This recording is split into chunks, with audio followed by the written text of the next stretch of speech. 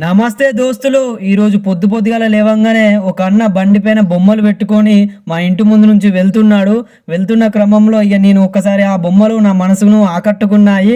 మన ఇంట్లో డెకరేషన్ చేసుకోవడానికి, అలాగే టీవీ పైన పెట్టుకోవడానికి, అలాగే అనేకమైన రకాల బొమ్మలు ఇందులో ఉన్నాయి. మన డబ్బులు దాచుకోవడానికైనా ఇంకా ప్రతి ఒక్క మంచిగా చిన్నపిల్లలను ఆకట్టుకునే బొమ్మలు ప్రతి ఒక్క బొమ్మ ఇందులో ఉన్నాయి. కావున పొద్దుగాల ఆయన మా ఇంటి ముందు నుంచి వెళ్తుండగానే ఒకసారి ఆపిన ఇక తీసుకుందామని చెప్పి ఇలా ఎన్నెన్ని రకాల బొమ్మలు ఉన్నాయో ఒకసారి మీరు జర చూసి కింద కామెంట్ చేయరు. ఇక చూద్దాం రండి మనం ఏ బొమ్మలు తీసుకుంటాము.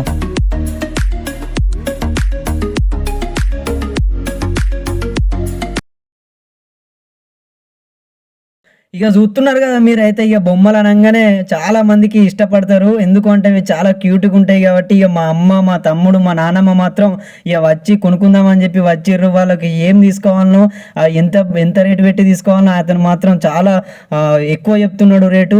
ఆ రేటు గిట్టడం లేదు. అందుకే ఏ బొమ్మ ఎంచుకోవాలి అని చెప్పి మేము కన్ఫ్యూజన్లో దాని చుట్టూ తిరుగుతున్నాం. నేనైతే నా వీడియో కోసం నానా తంటాలు పడుతున్నా. రామచిలుక చూడు ఎంత పచ్చగా పడుతుందో.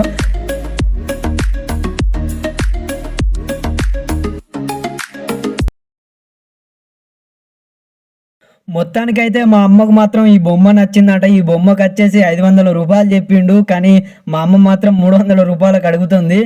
మా అమ్మకు మాత్రం ఈ బొమ్మ నచ్చిందట. నాకు మాత్రం ఇలాంటి బొమ్మలు అంటే చాలా ఇష్టమే. కాకపోతే ఇక మనం బడ్జెట్లో కాబట్టి కొన్ని సందర్భాల్లో వెనుకకు తగ్గాల్సిందే.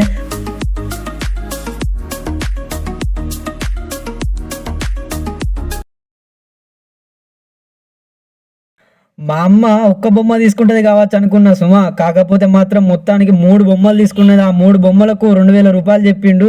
కానీ నేను మాత్రం చాలా నవ్వుతున్న కెమెరా ముంగడికి వచ్చి. ఎందుకు అంటే నీ అమ్మ ఏదో పిలిచిన కర్మానికి 3 బొమ్మలు తీసుకుంటారా అని చెప్పి నాకు తెలియదు. కాకపోతే అది 3 బొమ్మలు తీసుకుంటుంది. నేను పట్టుకున్న బొమ్మ కాక మళ్ళీ ఇంకో బొమ్మ తీసుకుంటుంది. అది ఎందుకు అంటే అది మా అక్క వాళ్ళ కోసం అని తీసుకుంటుంది. ఇక మీ ఇద్దరం మాత్రం బొమ్మలు పట్టుకుంటున్నాం. ఇప్పుడే తెలిసింది మా అమ్మకు కెమెరా తీస్తున్నా అని చెప్పి. ఇక చూడండి కెమెరా ముఖాన్ని ఒక లుక్ ఇస్తుంది.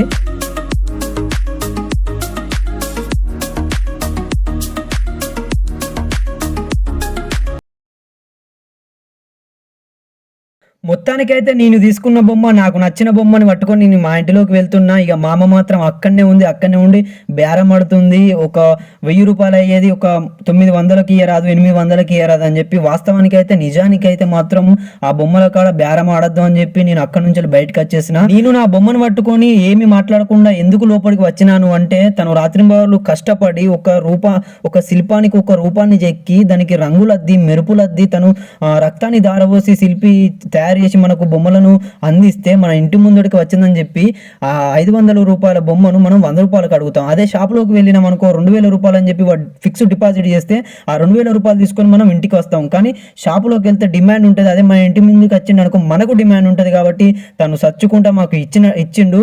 అలానేమి కాదు, తనకు పడ్డ రేటు మాత్రం ఇచ్చిండు. మొత్తానికైతే మేమైతే ఈ 3 బొమ్మలు తీసుకున్నాము. మీ ఇంట్లో కూడా ఇంతమంది చిన్నపిల్లలు ఉంటే మాత్రం ఈ బొమ్మలను ఆకర్షితంగా చూస్తారు. కాబట్టి ఈ వీడియో తీసిన నా ఛానల్ నచ్చినట్లయితే లైక్ చేయండి, షేర్ చేయండి, సబ్స్క్రైబ్ చేయండి. ఇది అండి ఇవాల్టి వీడియో. పొద్దున బొమ్మల వ్యాపారం చేస్తున్న అగ్నితేజ.